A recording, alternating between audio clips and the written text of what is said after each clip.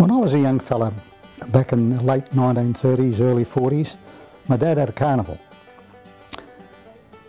Now the show people are a mixed bag in general. You get your usual run of con men and no-hopers and the bums who my mother used to describe as the great unwashed. But in general I must say that they are the most delightfully mischievous race of people on the face of this earth. And you meet some absolute characters amongst them. One that springs to mind was a fella by the name of Marco. You would have heard that old saying, as mad as a snake. Well, I believe that this phrase was coined to describe Marco. His claim to fame was he used to have this snake show where he'd go around to schools sometimes and show the kiddies how to treat snake bite. And he'd let the snakes actually bite him sometimes, and some of the old timers said that Marco was probably more deadly than the snakes that he'd trained.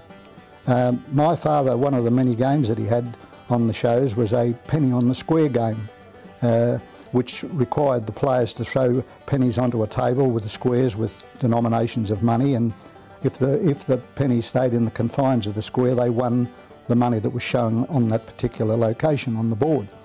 One young fella and his girlfriend were what they were calling were in the groove, and they were winning money hand over fist from my dad, and my dad left my elder brother Frank in charge of the game while he walked away to cool off.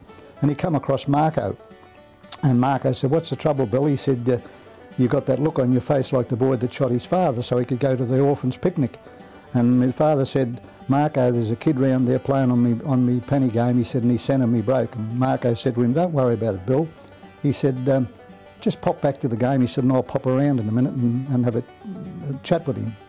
So it was about 100 degrees in the water bag, and in today's terms that would have been about 40 degrees centigrade. And around the corner come Marco wearing an overcoat, and he sidled up to this young fellow that was playing the game, reached in his pocket and pulled out a snake and threw it onto the table in front of the young bloke. His girlfriend screamed, and both her and the boyfriend leapt back. Marco picked the snake up, whacked it in his pocket, looked at my old man, winked and walked off. The young fella after a while regained his composure and he went back to play the game again.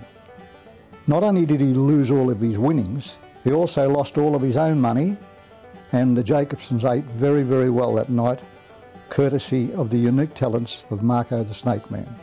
This is just one of the many stories that are in the book here, this book of mine called Kenny's Dad.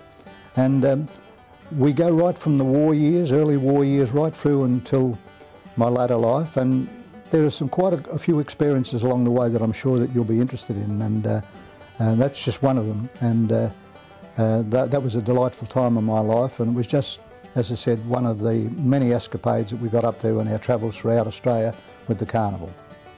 Cheers.